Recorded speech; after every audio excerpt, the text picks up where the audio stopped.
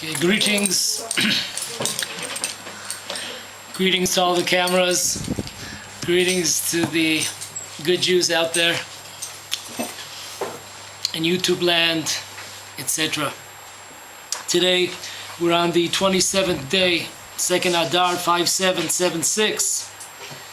Of course, our class today, in continuing our policy, we told you last week if anything changes, we'll tell you. Of course, the class is for the sake of heaven, and in order to redeem those papers, redeem the divine presence from the exile, to remove it.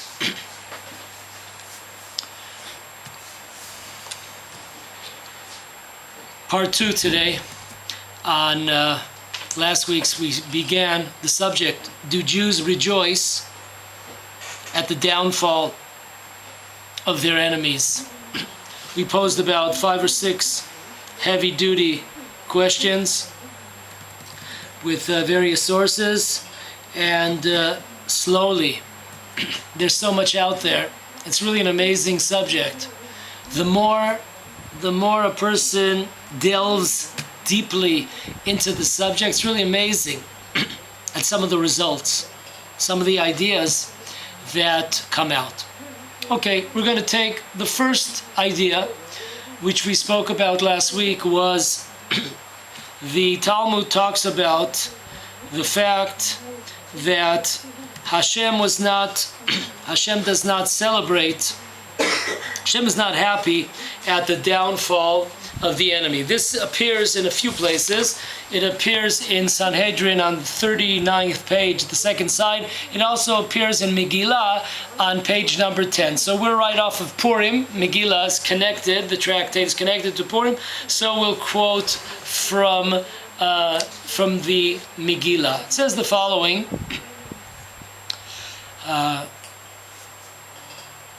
It asks the question, is God happy at the downfall of the wicked? But doesn't it say in Chronicles 2, chapter 20, doesn't it say there was a battle that the king Chizkiyahu took place in? And it says the following in that battle. It says, B'tzeit lefanai hachalutz ve'omrim hodu la'Hashem ki le'olam chazdo. So very, very unusual. It seems like we're missing a word here. Listen again. In the time of Chizkiyahu, if we remember, Chizkiyahu had a very interesting shita. His shita was, I'm going to go to sleep right now. I'm going to go to sleep, and Hashem, you do the battle for me. Okay, so he says, I'm going to go to sleep, and you go ahead and you do the battle for me. Okay, so after the battle is won, not bad. Not bad, right? You just go to sleep. You get to go to sleep out of it, a shlof. So what do they say? So the soldiers come back, the chalutzim come back, and they say, thank you Hashem, ki le'olam chazdo. But they censor the word ki tov. The word ki tov is not there. It just says ki le'olam chazdo. Your kindness is forever, but the word is good. It's good. It doesn't say that. So the Rabbi Yochanan asks, why doesn't it say ki tov? Why? To teach us that God is not happy when God's creations fall, when they're wicked and they have to be punished or whatever, they have to fall in battle. Hashem is not happy.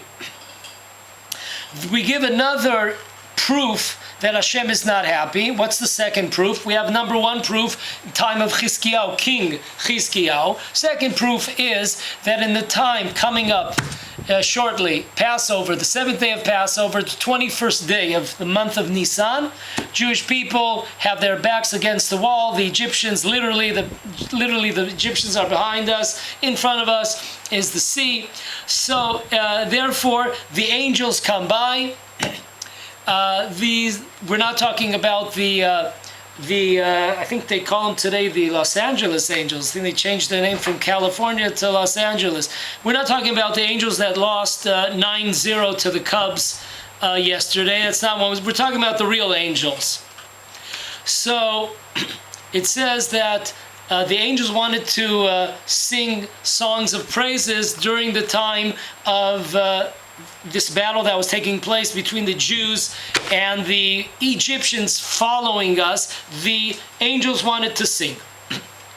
So it says in the verse, in the portion of Bishalach, it says that both parties did not come close to each other. Who are the two parties? It's not the Republicans and the Democrats. It's God and the angels. They did not come close that evening. Why?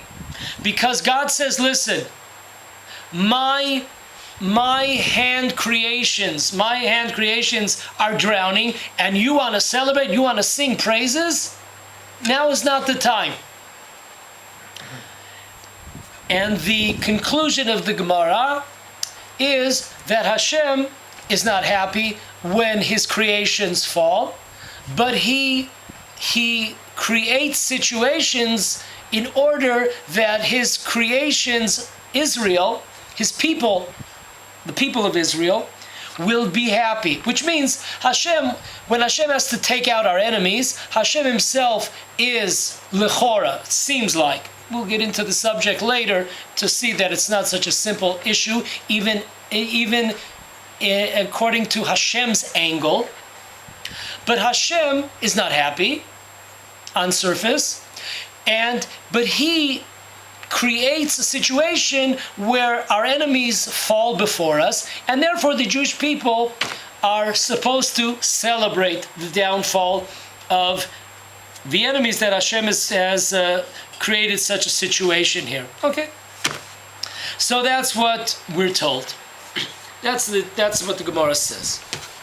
Okay, now it uses the expression. Ephraim, it's good you got out. I think you got out of prison just to pick up these, to pick up these pieces of paper over here.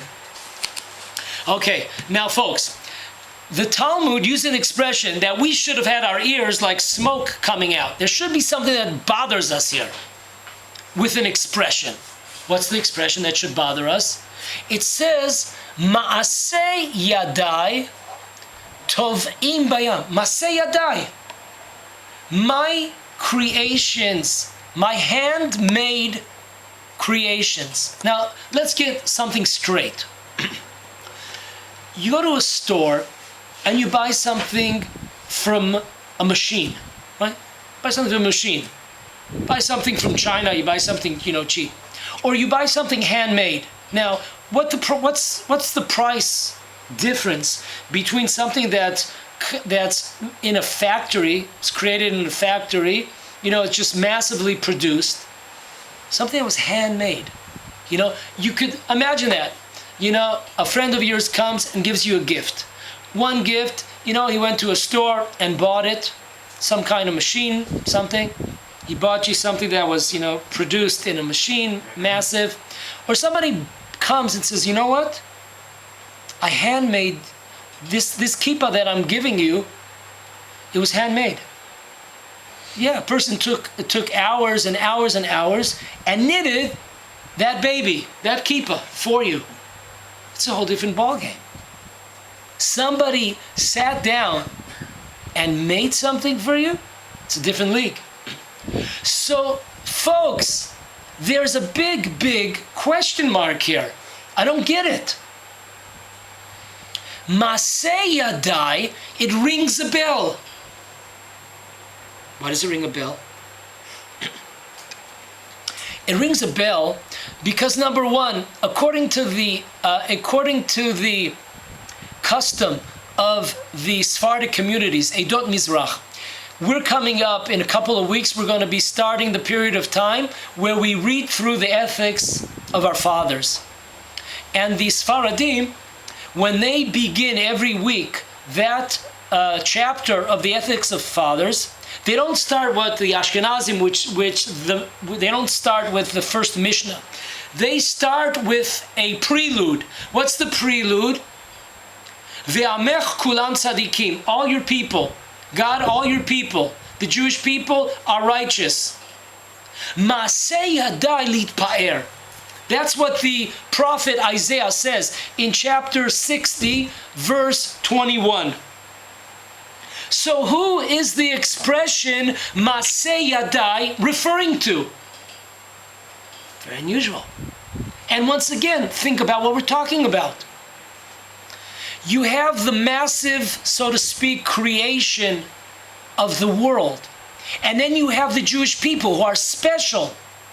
You have something that was massively produced via machines. And then you have something that's handmade.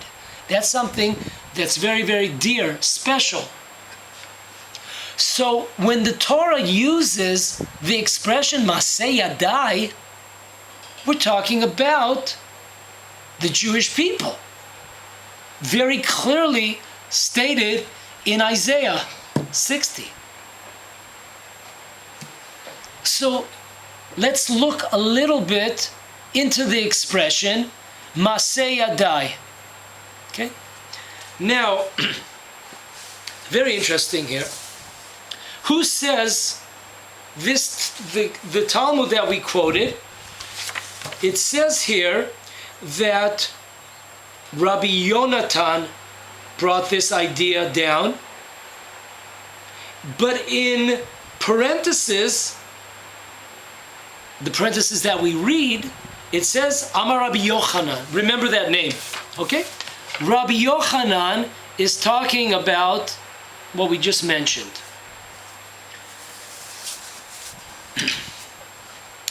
It's brought down in the book El Miluim, page 33, side B. By the way, it's brought down in Rav Ovadia Yosef, Zecher Tzadik Livracha. It's brought down in his Haggadah of Passover on page 259. Okay? So here's what El Miluim has to say in his book. It says in the Gemora, Sanhedrin, the one that we just quoted, even though we went to the Megillah, same thing. Amar Rabbi Yochanan. Oh, here, it's not like I just read it, where there's a certain version that says Rabbi Yonatan, even though we see clearly that the true version is Rabbi Yochanan, because I'm not going to get into it right now, but it depends what kind of parentheses there are in the Talmud. There's different kinds of parentheses. So he brings it down straight out. It's Rabbi Yochanan. Amar Rabbi Yochanan, what does it say in the Torah? Okay, it says that these two parties, God and the angels, did not come together that night of the splitting of the sea. It says, Rabbi Yochanan brings down, why were they apart? Why were they separated? Because of the fact that the angels wanted to sing a song. Why? How do we know that they wanted to sing a song? Why? Because listen to the expression. Ze velo karav ze el ze. Oh, very important. We say every day, 3 times a day at least, what do we say in Kedusha? Nikadesh or nakdishcha shimcha ba'olam. V'kara ze el ze ve'amar. V'kara ze el ze. So the angels are singing God's praises when we say Kedusha.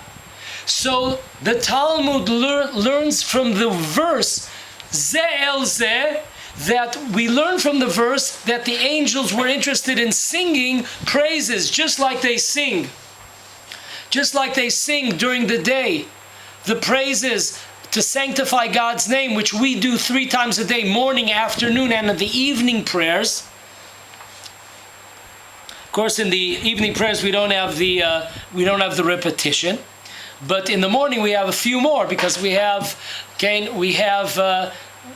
before the saying of Kriyat Shema, and also before the end of the Tefillah, we have once again V'kara ze el ze. So we have about 5 times a day we do this form of Kedusha. Okay. So now, listen to this. Amar HaKadosh Baruch Hu, God says, listen, my hand creations are drowning, and you want to say, you want to sing? And the El Miluim says in the name of commentaries, not in his own name, in the name of various sources. He just uses the word commentaries. To understand this Talmud, folks, put on a seatbelt. We're going for a spin here, going for that curve. It says in the Talmud, Sanhedrin 95, second side, it says that an angel went out, or the angels went out, and this was at the time where there's a war between the Jewish people and Assyria. This is the time of Assyria. This is the time of Sancheriv in his famous battle against who? Chizkiyahu, who we just said went to sleep to battle. So what happens? So Chizkiyahu's not out there fighting. Someone's got to fight for the Jewish people. Might as well be the angels, right? So Hashem sends down the angels, and they smite 185,000 Assyrians. Not bad for a day's work. The Jewish people get up the next morning. Wow, what's going down here? You know, they take out their binoculars. Wow, 185,000. Another one bites the dust. Yeah. Okay. So the Talmud asks, how did they kill? How do you do that? You know what I'm saying? I mean, let's think about it. You know, usually the angels, they come dressed up, right? They're like dressed up as people, like, you know. So how exactly, how could you kill so many people? If we like, you know, if you kind of, I know that when Dr. Baruch went to the cave in Hebron, you know, people were saying it had to be, you know, there had to be other people there because they were making all kinds of different, you know, mathematicians. How could it be in such a small amount of time with the amount of bullets that you have? How could you pull down 29 people? So how exactly in one shot, like in one night, how do you do that mathematically? So the Talmud gives a few reasons. One of the ways is that they sang. Now, don't get this wrong. Sometimes, you know, we have friends that when they sing, you want to die. You know, we're not talking about that level. Oh my, just don't let them sing, you know. Yo, don't sing. We're not talking about that. That's not the singing we're talking about here. The angels have beautiful voices. They weren't killing people because of their bad voice. So it says there, Amar Rav Yitzchak Nafcha, Hashem opened up the ears of the enemies of the Jewish people, those Assyrians. They're, so to speak, they were able to hear. Now, if any of you out here, if any of you tell me that you know you also hear the singing of the angels, well, we might have to send you with the guys, you know, with the straitjackets. We might have to send you out to Givat Shaul. There's like a place where they check you out for a couple of days, see if you're normal or not. Or in Tel HaShomer, they also have one of these places. But why? Because Hashem, if we were able to hear what's going down, if we were able to see what's really flying in the world, right, we would be totally freaked out. So Kadosh Baruch Hu does us a favor. Okay, animals are able to hear this. Animals are able to see a lot of stuff because they don't have any brains. So they're okay. But we would be totally destroyed. We would totally destroyed in our souls if we were to be able to hear and see what's really going on around us. But Hashem here opens up their ears and they hear this music. And you know, like how the soprano singers, they used to sing and they used to put a glass, you know, they put a glass out and then Figaro, Figaro, pow! And then that glass breaks, you know? So this is exact, spiritually, they were not able to take the spiritual singing. So that's how these Assyrian soldiers died. Now, I don't know if any guys remember seeing, there used to be a movie, it was called, when I was a kid, it was called Soylent Green. And it was talking about in the future, like in our days or something, and they would kill all these people off. And if you had a lot of money, like billions of dollars, then they would kill you in a nice fashion. You would come to their office, and they would put you on a bed, and they would show you like a movie on the screen. And in the meantime, they would take all your organs out, and they would sell them for food. They would sell all your organs. I guess you didn't see that movie. But anyways, this was considered to be the high society.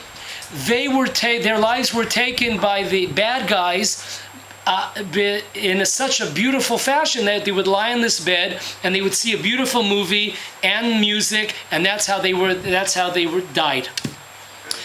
What? You saw that? Yeah. Okay.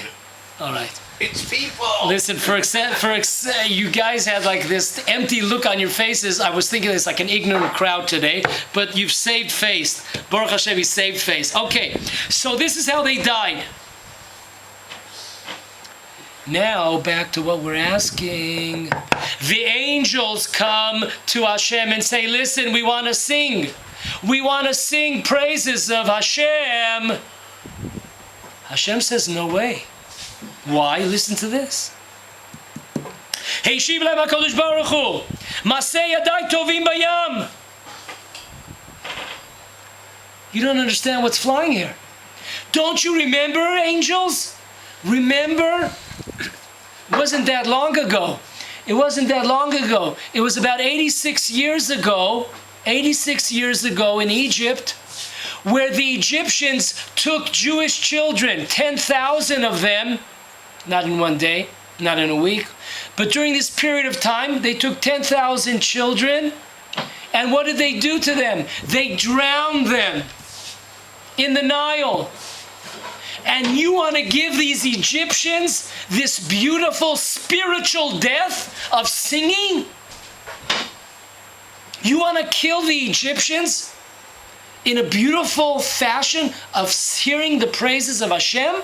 That's how they're going to go? No way. Because Hashem runs the world measure for measure. They drowned the Jewish people. They're not going to be killed by singing. They're going to be killed by drowning.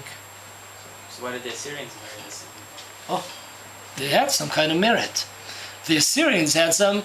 Okay, for example, it says in the Talmud, what kind of merit did they have? Not specifically, but I'm just thinking about right now. It says that they never badmouthed the land of Israel. They didn't badmouth. The Assyrian says, we're taking you to a land similar to the land of Israel. They didn't say, sometimes you speak to people, oh yeah, I live in Brooklyn. Oh, it's, Israel's awful. The land of Israel is just awful. But Brooklyn, oh wow. No. Oh, I've been, Switzerland. Oh, that's a place to live. Israel. It says in the Talmud that the Assyrians had a good thing about them, and they were rewarded due to the fact that they told the Jewish people, we're going to exile the 10 tribes, but we're going to exile you to a land similar to the land of Israel. They didn't say to a land much better than the land of Israel. So because of that sentence, that could be a good reason why Hashem had mercy on them. So also Nineveh in the Secret of Yonah, that was Assyria. Maybe could be. Okay, so now listen to this. So Hashem is saying to the angels, you want to sing and kill the Egyptians via praises just like you did, or you will do in the future with the Assyrians. No. Why? Because we have to do measure for measure here. And he writes here, the El Miluim, he says, who is Masei Yadai? The Jewish people. Just like we said according to the verse in Isaiah 60. Masei Yadai, Hashem's handmade creations. These are the special people. Special nation, the chosen nation. You can give a different shot. That he's saying, if the Malachim will sing, the Jews will die.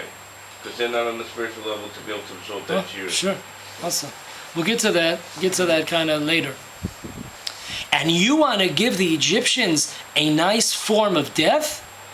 To kill them via, it's called like the death of a kiss, which only the great people, Moshe Rabbeinu, Aaron, Miriam, and you want to kill them via singing?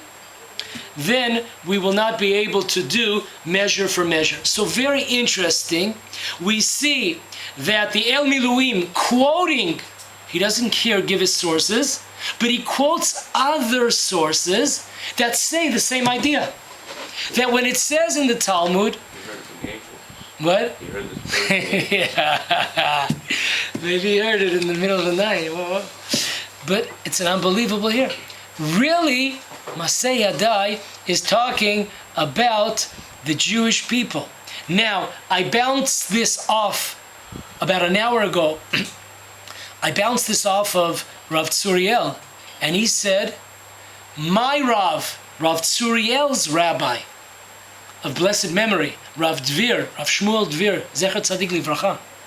He said that was his pshat, that was his take on the Gemora here, that it's talking about the Jewish people.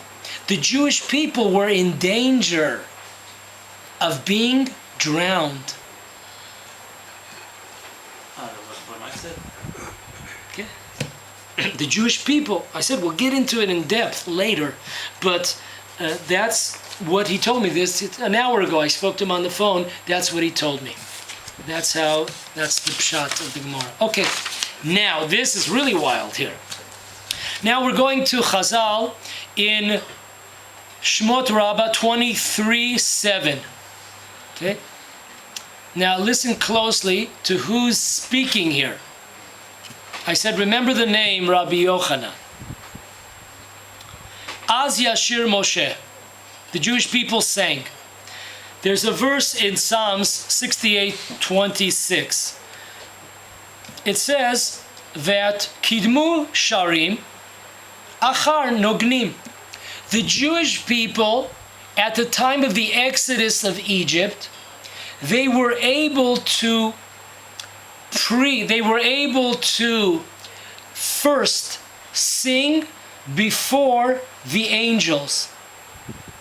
So, Kidmu Sharim, the Jewish people were the first to sing. Achar, afterwards, those that are special in singing, the angels, Nognim, from the word Nigina, from the word tune, the specialists of singing later sang. Okay? So, very interesting. We see here that the Jewish people sang Az Yashir. They preceded the angels who also sang. Important to remember, important to know. Most people don't think about it. Most of us stop at what the Talmud says here, that the angels wanted to sing songs of praises, and Hashem says, my handmade creations are drowning, and you want to sing? No way. And we stop. Okay, it's enough for me. Let's go home, let's go back to sleep. No. There's a continuation to that, as we will see later on. The angels also sang. The angels also sang. As we see very clearly from here. Amar Rabbi Yochanan. Oh, Rabbi Yochanan, you're back. Amar Rabbi Yochanan, Bikshu HaMalachim Lomar Shira Lifnei HaKadosh Baruch Hu Beoto Laila Shavur Yisrael Et Hayam. The same night that the Jewish people were crossing over the sea, that same night, the angels requested from Hashem to be able to sing, to receive permission to sing praises of Hashem. And Hashem did not allow them to sing. Sounds familiar? So far, so good, right? Sounds exactly right. No, hold on here. We're going now for the curve. And Hashem did not allow them. Why? Amar lahem ligyonotai netunim batzara. My army. Whose army is that? Who's Hashem's army? Tzvaot Hashem. The army of Hashem? The Jewish people. Right? All the commentators say Jewish people. Rabbi Yochanan, who in the Talmud, he's the one that tells us about what seems to be that the Egyptians are drowning, and that does not find favor in Hashem's eyes. The same Rabbi Yochanan is now telling us a whole different different angle. It's not the Egyptians that are drowning. It's the Jewish people who are in danger. It's a time of danger. It's a time of judgment for the Jewish people. What's going to be the outcome of the judgment? Are the Jews going to make it? Are the Egyptians going to come out? What's going to be?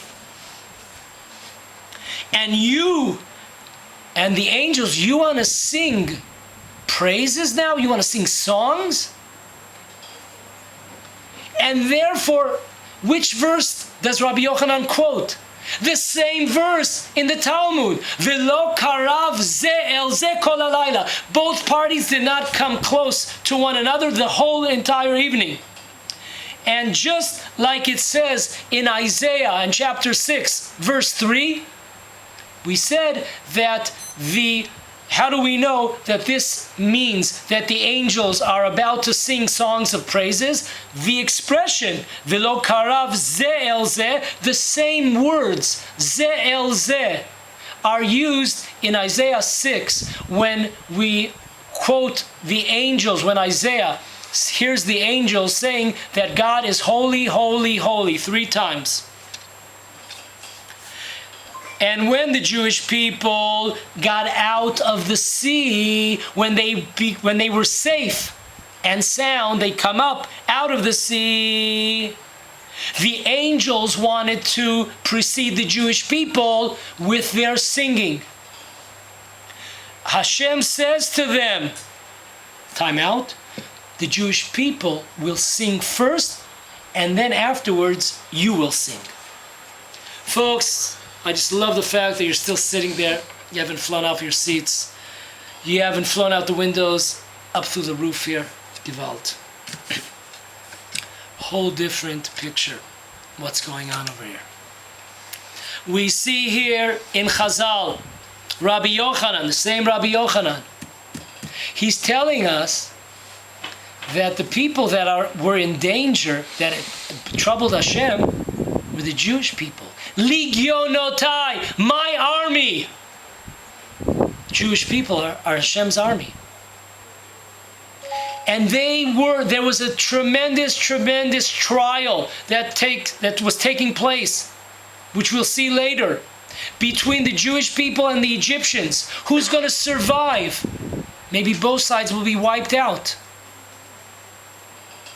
And the angels, during the time of this tremendous trial. Imagine you're at a trial, right? You're at a trial, and all of a sudden, there's, people are scared what's going to be, and they hear the prosecution. They hear the judges and a few judges, and they're really afraid. A person could get 10 years. A person could get life.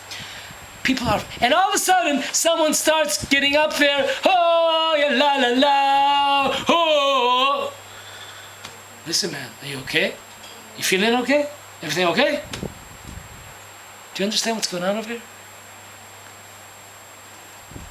A friend of ours, special person here, is on trial here. Guy could get life sentence. Guy could get hung here. What are you dancing around? Let's wait till the outcome, and they'll say, you're free. Celebrate. Yeah, celebrate. So that's what Rabbi Yochanan is telling us. That's Rabbi Yochanan telling us. Okay, so let's come to a few conclusions here. Number 1, we have the Talmud that seems to be telling us that Hashem was not happy when he heard the Egyptians were being drowned in the sea. It seems like that's the take of the Talmud. Rabbi Yochanan brings this down. That's number 1. Number 2, we see very clearly that at that moment, Hashem tells the angels, no singing. However, the angels did sing. It's number 2. Angels did sing, just not at that moment. So the angels are celebrating. Point number 2. Number 3, we looked at various sources that use the expression Maseh Yadai, my handmade creations. We take that expression and we see various sources, not one, not two, not three, because we said El Miluim brought down his own sources. He doesn't say a source, he uses the plural.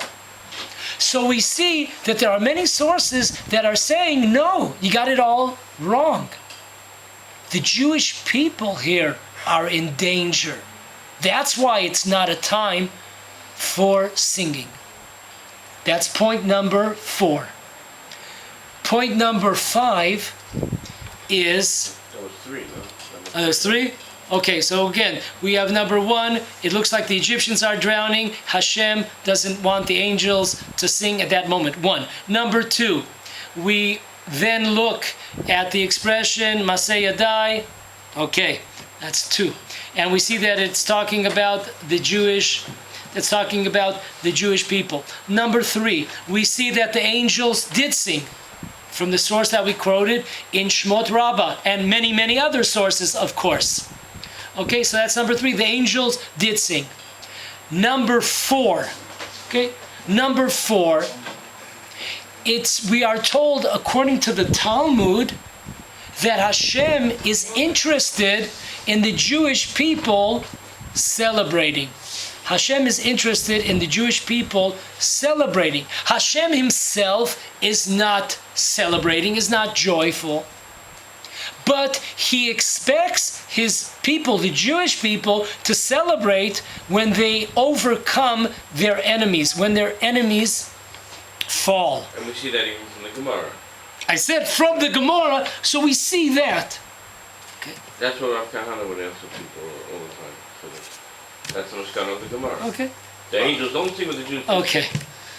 So as I said last week, with Hashem's help, we're explained last week that Rav Kahana was, according to my humble opinion, he was the first that really expanded in an orderly fashion on this idea, and he really brought down a lot of Torah sources behind it. Second one, who even went further, was a student of Rav Kahana, was Rav David Cohen, in the book Baruch HaGever. He did about 30 pages on the subject, and those that were here last week know that I threw out to Rav David Cohen, I threw out an option for him to do what I'm doing right now. I thought it would only be apropos if he would finish. He would do another part 2 to the subject on hand here, because of the fact that I ran into, as I said last week, I ran into a book that was written by Rav Goren, Zecher Tzadik Livracha, and he has a couple of pages on the fact that we should celebrate the victories of the Jewish people in the land of Israel, the army of the Jewish people, but we should not celebrate the downfall of our enemies during those wars.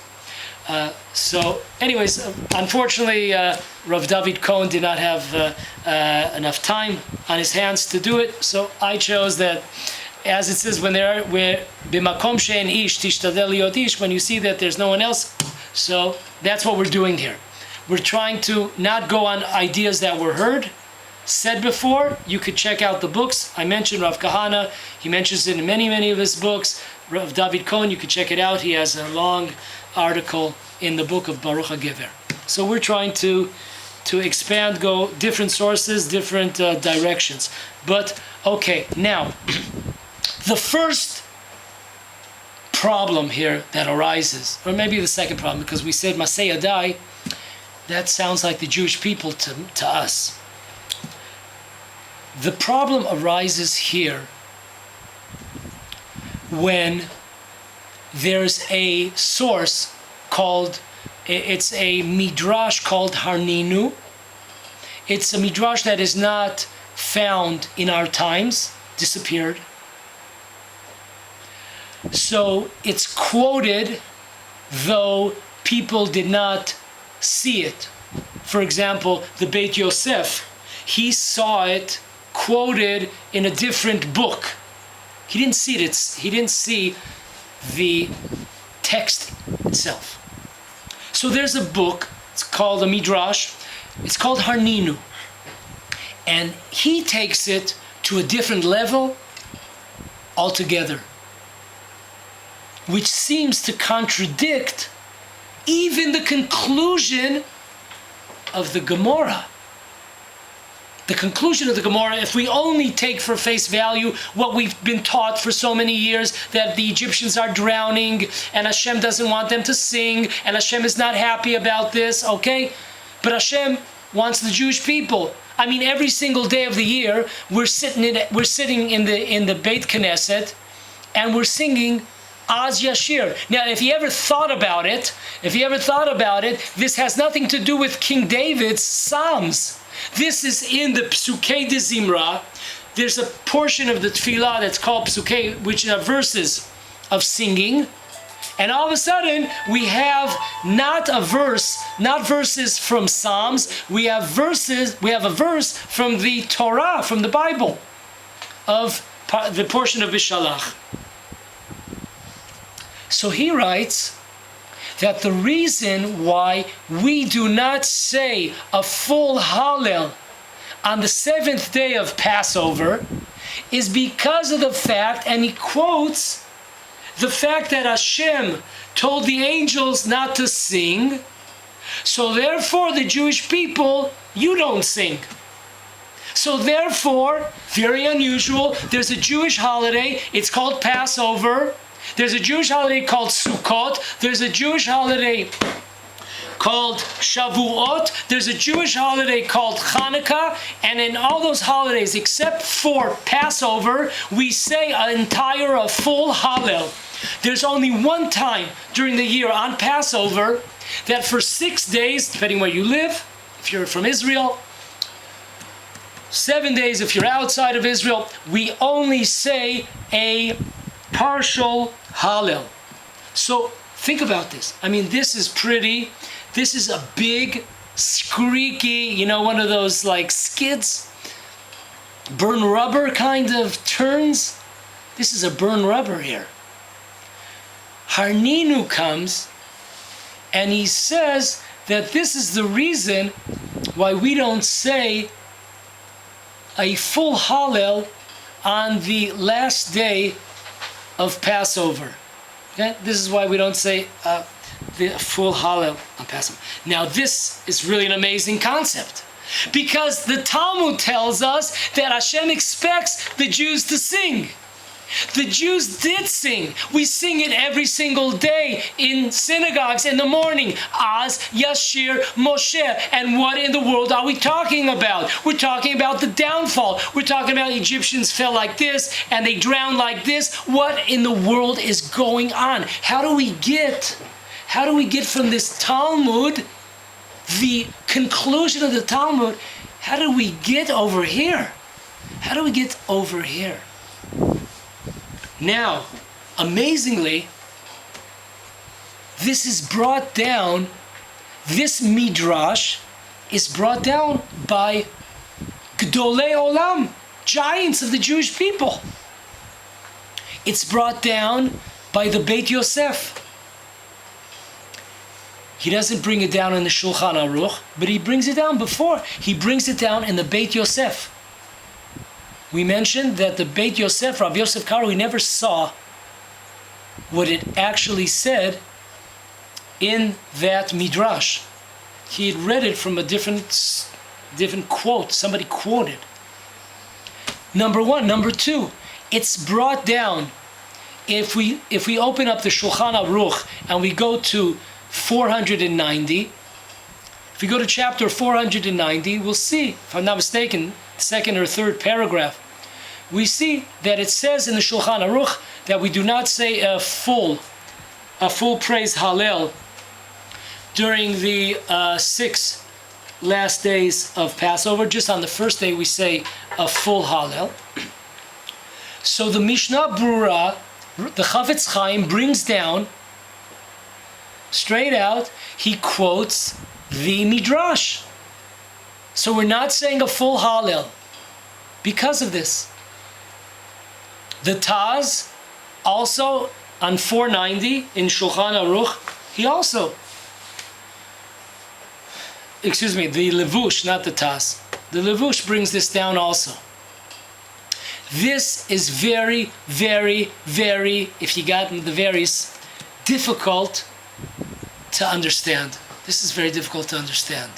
How do we get to a conclusion that this is the reason why we're not saying a full Hallel? Now, to make this even more bizarre, we have a Gemora. Straight out Gemora. The Gemora says in Tractate Erchin, it says there on the 10th page, it says, Amar Rabbi Yochanan, it's Rabbi Yochanan again. Amar Rabbi Yochanan, in the name of Rabbi Shimon ben Yotzadak, there are 18 days where a person finishes the Hallel during the year. There's 8 days, talking of course in 8 days of Sukkot, 8 days of Hanukkah, that's 16, first day of Passover, and the Shavuot holiday. So that's 18 days. Easy to remember, Chai, right? Chai, alive. So the Gemara asks, 1 second, what about Passover? 1 day? Full Hallel, 1 day? So it asks the question, why is Passover different than all the other Jewish holidays where they have a full Hallel for the entire period of the holiday, and all of a sudden with Passover it's not? And the Gemara answers very simple. The answer is clear cut. Kol yom ha'chag chalukim b'korbanoteihem, u'depesach en chalukim b'korbanoteihen. Talmud gives simple answer. If you look in the prayers, in the additional Musaf prayers on holidays, you'll see, for example, on Sukkot, every single day, there's a different korban. There's a different amount. The amount of animals that are sacrificed is different every day. So there's a newness. When there's something new, we say a full Hallel. When you're accustomed to something, when it's the same old song, so you're not getting really excited about anything. If you've been driving the same car for 20 years, man, you're not going to be too excited. But if you buy a car like Simcha Yitzchak Simcha, you know, so all of a sudden you get excited. So when somebody takes their keys and just scribbles over there, you know, in the car, you don't take it too lightly. So folks, so it says, if you notice, on Passover, it's the same korban, same sacrifice every single day. Which means the first day, of course, is new, because it's the first day of the holiday. The first day of the day of Shavuot, once again, it's a brand new holiday, so of course we say a full holiday. Hanukkah, there's no sacrifices, that's true. But the Gemara says there's new amounts of light. There's a special, you come and you see, wow, one light. And the next day, 2. There's a newness. When there's a newness, we become excited. When we become excited, we have to thank Hashem. So therefore we come and say a full Hallel. When there's a routine that's happening, then the first day, which is new, we say the Hallel, but the rest of the days we do not. In the Torah, the 7th day is like a separate, special, unique nace. It's almost like a separate holiday. Talking about this last day of Passover, we discussed this last week. The halachic commentators write on this idea that according to this logic, we should maybe not say the Hallel, the whole Hallel on the last day, but maybe the other days of the intermediary days, we should be saying it. Now it's the opposite, because the Shmita Pesach was something new. That was a very, very unique, biggest miracle. That's true, but we'll see sources that talk about it's really one cycle. We'll see that there's a reason why the Jewish people did not sing when they got out of Egypt. It should have been, I don't know, you've been slaves for 210 years, man, I would do some singing. So why don't we see any songs being sung. It wasn't the right time. It wasn't the end. A couple of months ago, if we remember, a beautiful idea by Rav Baruch Rosenblum. He talks about, and I've seen more proofs to what he's saying. He says that it wasn't over till the Exodus of Egypt did not finish until they crossed the sea. Why? Because just like Holocaust survivors, what's the problem? It's true that they were liberated from Germany or Poland, wherever they were from, Hungary. They were liberated, their bodies, but they still had on their souls, they were totally destroyed. Their nephesh, their soul was totally destroyed because they would continuously see those that tormented them. They would see them every single day. They would see them at night, in a nightmare when they went to sleep. So Rav Baruch says an unbelievable Torah. We don't sing until it's over. And the Exodus was not over till the seventh day. Why? Because then the Jews, every Jew, Chazal tell us, every Jew saw their tormentors. They saw them right in their face. Hashem brought them to them. And then they saw dogs, vicious dogs, come and eat them up. Just no offense, Mike, but vicious dogs, they saw just attack them and eat them up. So therefore, they were able to not only to be physically free out of prison of Egypt, now they no longer had this blemish of this psychological fear and seeing their tormentors. Are they going to come to us tomorrow?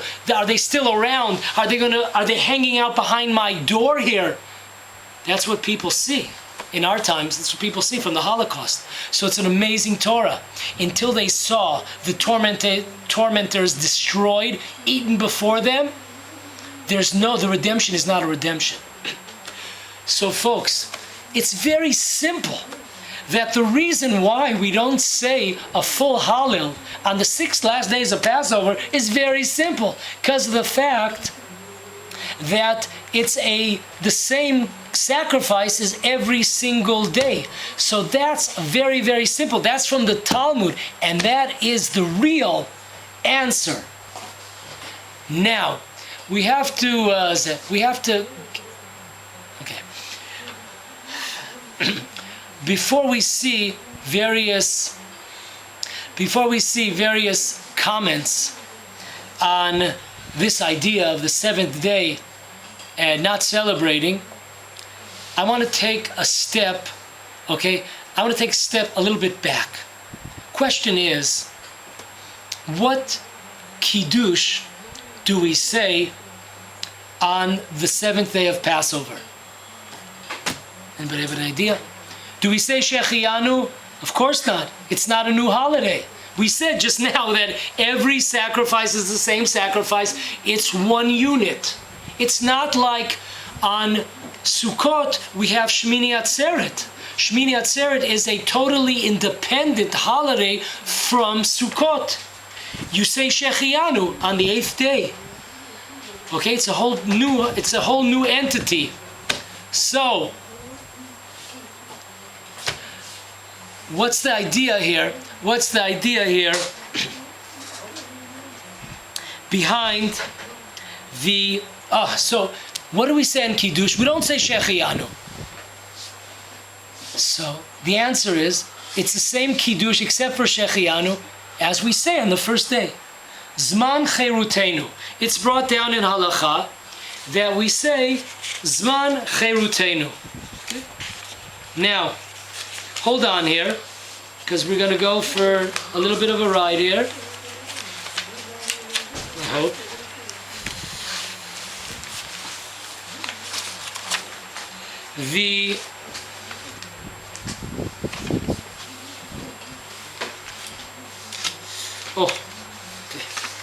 The Maharil, the famous commentator, also the famous halachic source, the Maharil,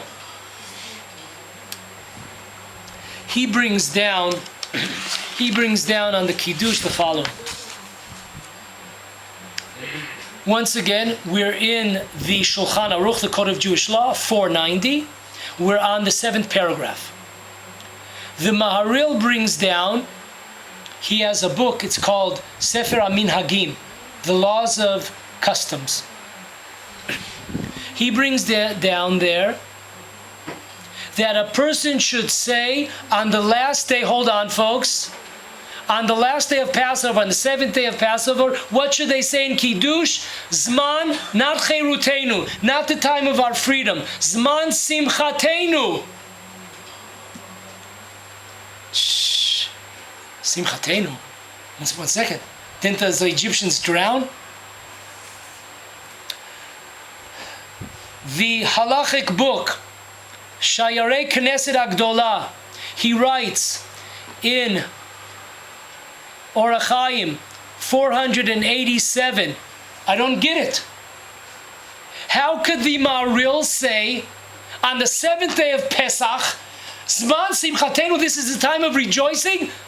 Wasn't this the day that the Egyptians drowned? Weren't we told in the name of Harninu that Hashem was not happy about this? What's going on over here? So he asks, if we don't say a full Hallel because of the fact what the Harninu said, the Midrash says, we don't say a full Hallel because of the fact that the Egyptians drowned, how could we say this is a time of rejoicing? The Chok Yaakov comes in and he gives out a knockout over here. He writes in his book, Chok Yaakov, he writes in 490. Once again, it's based on the Code of Jewish Law. The paragraph is 9. It says the following.